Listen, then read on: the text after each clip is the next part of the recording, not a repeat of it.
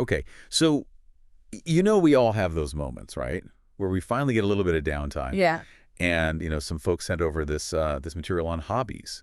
Right. And I was struck by this YouTube transcript from Speak English with Class. And I think it really elevates hobbies beyond just like, oh, killing a little time. Yeah. It's something more than that. Right. So I think our mission today in this deep dive is to really dig into, Yeah. why are hobbies so important for a balanced life? Yeah. And so I think it starts with, when you think about your free time, what recharges you? Like, what makes you feel like you, again, outside of work, outside of all your responsibilities? Oh, that's such a good question to kind of kick things off with, because I think what's really interesting about how this source frames it is, it's not about reaching, some sort of achievement or like external validation with your hobby. Right. Like it's really about this enjoyment and this personal identity that we kind of, sometimes lose sight of in, the everyday grind. Yeah. And these activities can be really small sometimes, but they tap into something that's just so satisfying. And I think that's a great point. Like, Yeah. they don't have to be these grand undertakings. Right. The transcript makes a really good point that it's really about that personal connection, Yeah. and that spark of joy you get from something that you just like to do. And you see that really clearly in the personal anecdotes that they share in the source material. Oh, yeah, totally. Like, think about that image of the speaker as a kid. Yeah. Climbing that tree. Yeah. It wasn't about, like, how high he could get or, like, mastering some skill. Right. It was just about, this, like, secret world where imagination could run free. Right. And I think that speaks to this idea of a hobby as this kind of, like, a special space that we can create for ourselves. And I love that image of like the secret world. And then they go on to give these examples like drawing and reading and cooking. And each one is like, it seems like it scratches a different itch, Yeah. And I think they all kind of tap into different things that I think we all have within us. Like drawing, taking nothing and creating something from it. Oh, yeah. Reading, stepping into different worlds. Yeah. Cooking, taking raw ingredients. Yeah. And creating something delicious that you can share with people that you love. That's a really good point. Yeah. It's like, it seems like they're fulfilling these fundamental human drives, like this need to create like curiosity and connecting through things that you make. And then there's this example of Emma's gardening hobby, right? Oh, yeah. And I think that brings in a really interesting element Yeah. of patience and like this sense of wonder at seeing something grow. Right. And the source even describes it as like planting hope. I love that. Which is such a beautiful way to put it.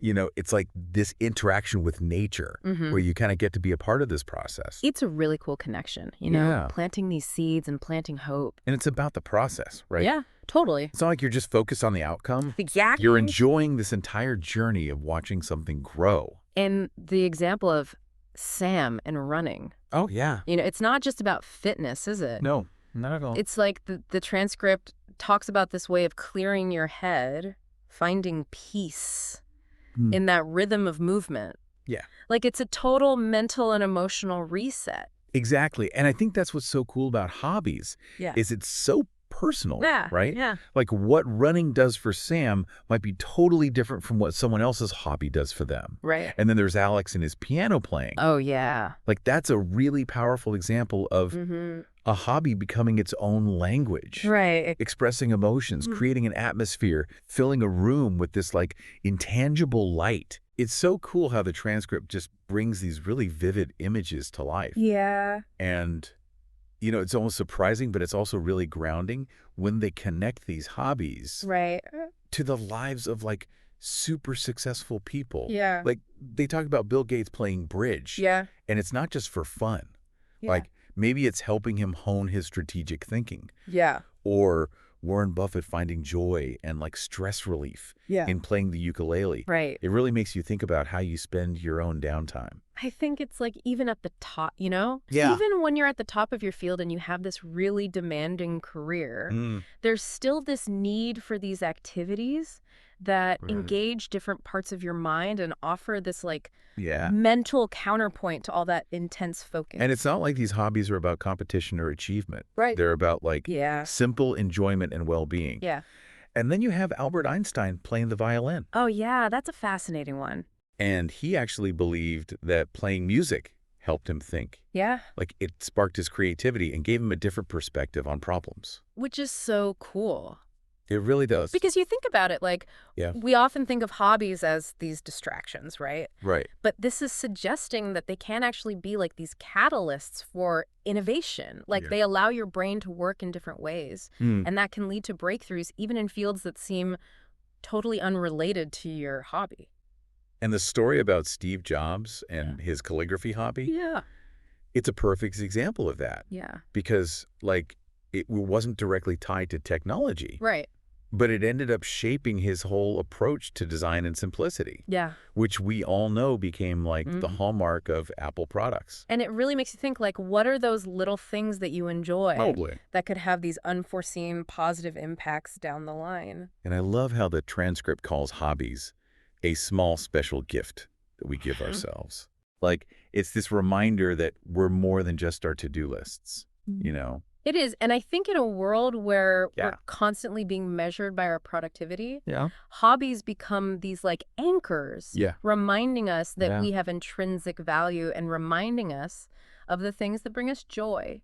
And I think a really key takeaway is that even a few minutes can make a difference. Oh, absolutely. You know, it's so easy to feel overwhelmed, be like, oh, I don't have time for a hobby. Yeah. But even just a little bit of time spent doing something you enjoy can totally reset you mentally. It's like having a friend who listens without judgment. That's a great way to put it. Right. Just there to offer comfort and joy, especially when things are tough. And for people who are listening who are like, I don't even know where to start. Right. You know, the transcript has this really great suggestion. Yeah. Which is just like, look at what makes you smile. Like, what are those things? Yeah. Look at old photos. Maybe it's a certain kind of music. Right. And just follow those threads. Yeah. You know? It doesn't have to be this big pressure-filled thing.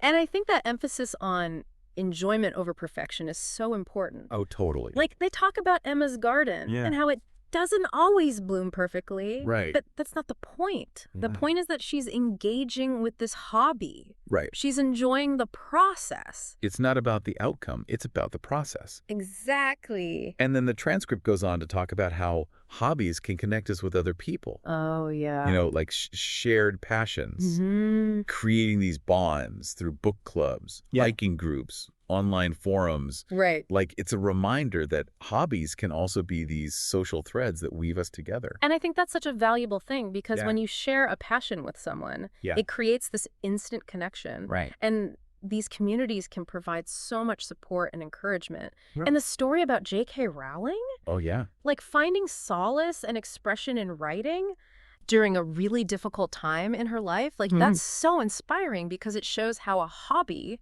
can start as something deeply personal. Yeah. But it can blossom into something that brings joy to millions of people. So, you know, if you're listening to this right now, take a second and ask yourself, you know, that same question that the transcript brings up, which is what truly makes your heart feel full? Yeah. What are those activities that make time disappear or bring you a smile even when you're having a bad day? That's the invitation, right? Yeah. To reconnect with those things that really resonate with us. Totally. And I love how they encourage people to try new things. Yeah.